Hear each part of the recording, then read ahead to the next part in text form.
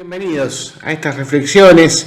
Hoy martes vamos a leer el Evangelio que toca para hoy, del Evangelio de Mateo, que dice así: Jesús dijo a la multitud y a sus discípulos: los escribas y fariseos ocupan la cátedra de Moisés. Ustedes hagan y cumplan todo lo que ellos les digan, pero no se guíen por sus obras, porque no hacen lo que dicen. Atan cargas pesadas y difíciles de llevar y las ponen sobre los hombros de los demás, mientras que ellos no quieren moverlas ni siquiera con el dedo. Todo lo hacen para que los vean. Agrandan la filacteria, se alargan los flecos de sus mantos, les gusta ocupar los primeros puestos en los banquetes y los primeros asientos en las sinagogas, para ser saludados en las plazas y oírse llamar mi maestro. En cuanto a ustedes, no se hagan llamar maestro, porque no tienen más que un maestro, y todos ustedes son hermanos. A nadie en el mundo llamen Padre, porque no tienen sino un solo Padre celestial. No se dejen llamar tampoco doctores, porque solo tienen un doctor, que es el Mesías. El mayor entre ustedes será el que les sirve, porque el que se eleva será humillado, y el que se humilla será elevado. Palabra del Señor.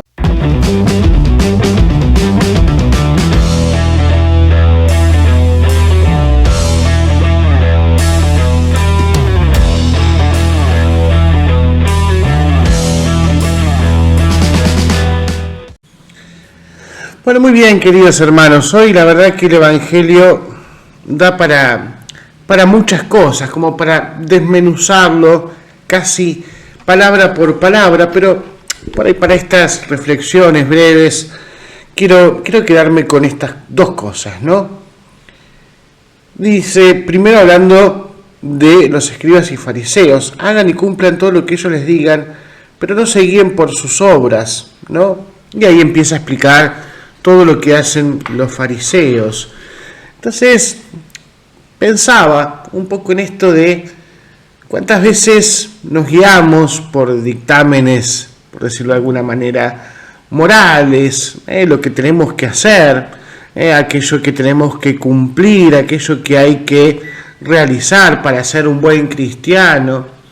Y lo decimos, lo predicamos, lo comentamos, lo aconsejamos, y después hacemos por ahí totalmente lo contrario, porque una cosa a veces es que nos es difícil, nos cuesta, pero tratar de que no sea algo que dejamos de lado, ¿no? A veces tener esa coherencia, ¿no?, entre lo que hacemos, lo que predicamos y lo que vivimos. Yo el primero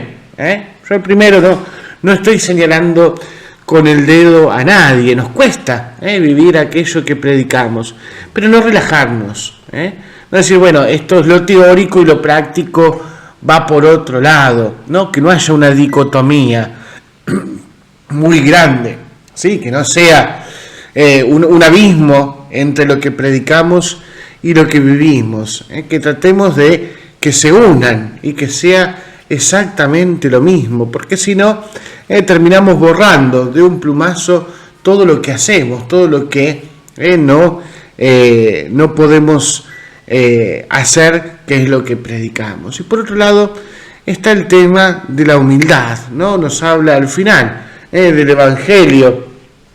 Entonces, el mayor entre ustedes será el que los sirve, porque el que se eleva será humillado y el que se humilla será elevado, ¿no? El tema de la humildad, que a veces tenemos que tener en cuenta cuando hablamos de humildad, de no pensar la humildad como, bueno, el que es callado, el que vive, digamos, simplemente, el que no manifiesta su opinión. No, la humildad es estar también al servicio. La humildad es estar, como diría Santa Teresa, es estar en la verdad. Y estar en la verdad tampoco que nos lleve a la soberbia, por supuesto. No, yo tengo la verdad. No, es reconocer nuestra propia verdad, reconocer nuestros límites.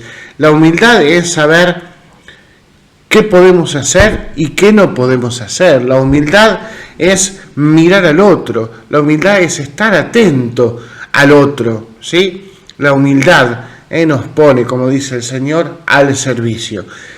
Pero nos pone al servicio con los límites y con las virtudes, con lo bueno que tenemos, ¿sí? Por eso también reconocer para qué sirvo, reconocer para qué estoy, reconocer qué me pide el Señor con esto que tengo, ¿sí? Con todo mi ser, con toda mi personalidad, ponerlo al servicio del Señor.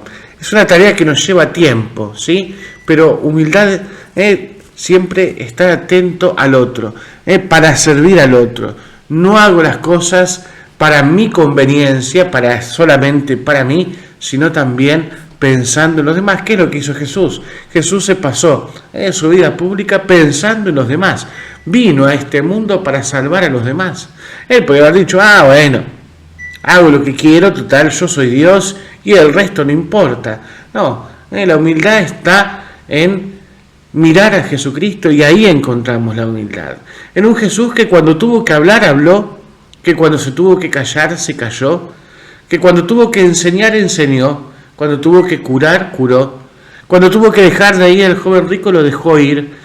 También la humildad implica muchas veces también un discernimiento, implica la humildad, la prudencia, la sabiduría, no tanto de lo que sabemos, sino que la sabiduría nos muestra el lugar y el modo correctos de hablar junto con la prudencia, porque la sabiduría está llena de experiencia.